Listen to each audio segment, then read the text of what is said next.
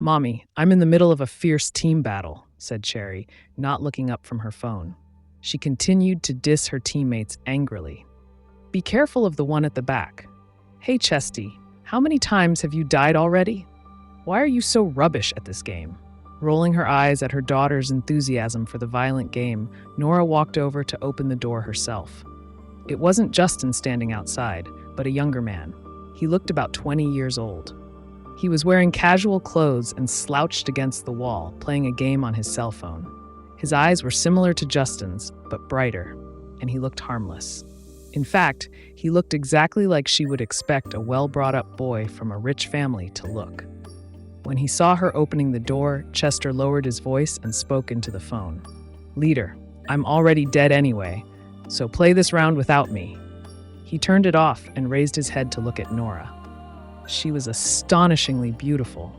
Her cat-like eyes looked sleepy, though, and her voice was low as she asked, Is something the matter? Chester said, Miss Smith, there is something delicate I'd like to discuss with you. Well, we need you to give up this presidential suite and move to one downstairs. Nora raised her eyebrows. Why? He held out a check. I'm afraid I can't disclose the reason behind this decision, but let me assure you it has not been taken lightly. As you are no doubt aware, this hotel belongs to the Hunts. According to our regulations, if we cancel a booking without reason, we'll pay double for breaching the contract. The check's for $5,000. Nora stared at the check wordlessly. Do I look like I'm strapped for cash or something? Why is everyone trying to buy me off? Seeing that she wasn't giving in, Chester turned more threatening. If you don't agree, then I'll have to ask security to throw you out. I'm sure you don't want things to escalate like that, right? How dare he threaten me? The look in Nora's eyes turned cold. Chester cracked and finally revealed the reason why she needed to leave the room. Miss Smith, you've been trying to seduce my older brother, Justin. I'm cutting you some slack because it isn't easy raising a child on your own. Otherwise, I wouldn't just be stopping at just changing your room reservation. Trying to seduce his brother? Nora yawned. His accusations were so misguided. He clearly wasn't interested in understanding the real reason she was here. I'm curious. How have I tried to seduce him? Chester was angry now. The audacity of this woman. Didn't you spend a ton of money to stay in this room right next door to him so you could take advantage of the proximity? You've managed to deceive Pete, but he's a child. I'm not that stupid. I've looked into you. Your fiancé broke off your engagement and you were unmarried when he gave birth. What makes a woman like you think you're worthy of my brother? Whoa, have I missed something? How am I in the wrong just by staying next door? What makes Justin so superior?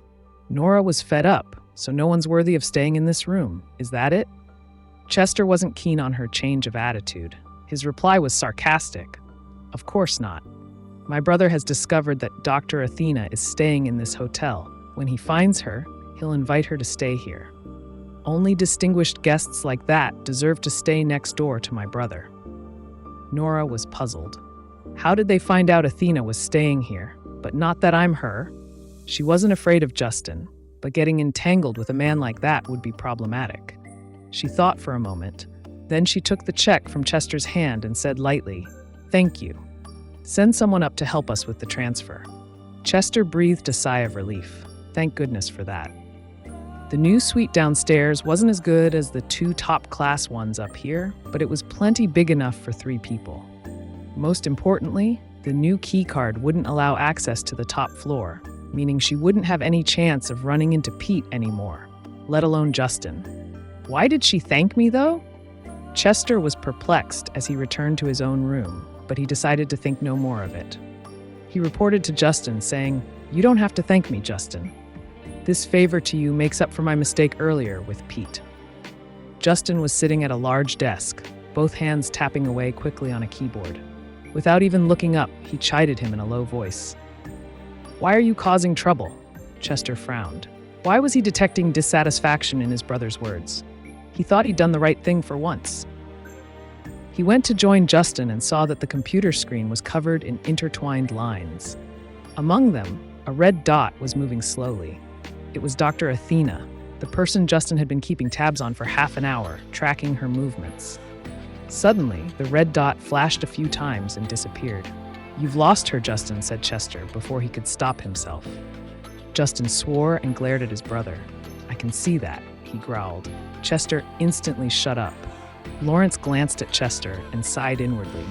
The Hunt family was so complicated, and all Justin's other relatives were like him, highly intelligent and hard to read. How had they produced such a simpleton? He coughed and said, "Mr. Hunt, why would she suddenly go offline at this critical moment? Do we have a traitor?" Justin shook his head. He'd been tracking her himself this time, as finding her was so crucial. Her surgical skills were invaluable to his family. Only the three of them in that room, himself, Chester, and Lawrence, knew about his desire to find her. There's no way Athena could have been tipped off. It must have been a coincidence.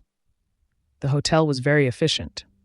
Half an hour later, Nora was already settled in the study of her new suite. After she'd successfully blocked an external attack, she called Solo, who tried to explain. "Sorry, Mr. Hunt found a top-class hacker from somewhere and got information on you from me. At the moment, he's only found out that you stay in at the Hotel Finest. Your exact location hasn't been exposed yet." Said Nora. "Be more careful next time." She hung up and went to check on Cherry. The child was seemingly already asleep in her new bedroom. Nora went to her own room and collapsed on the bed, finally able to sleep, exhausted after her full-on day. 2 minutes later, Cherry eased her bedroom door open and poked her head out. After confirming that her mother was asleep, she gently closed the door, took out her cell phone, and logged back onto her game. Chester was relieved. "You're finally back, leader." "Where have you been?" Cherry groaned. "Ugh, the idiot next door demanded we change rooms. Totally out of the blue."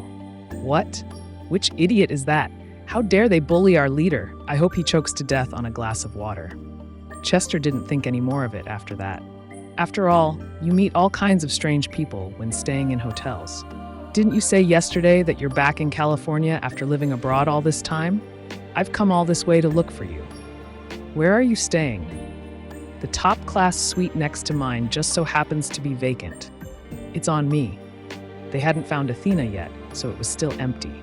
In response, he heard Sweet Cherry scolding him. "Get into position, Chesty. Even the monsters in the river are better than you at getting into their positions."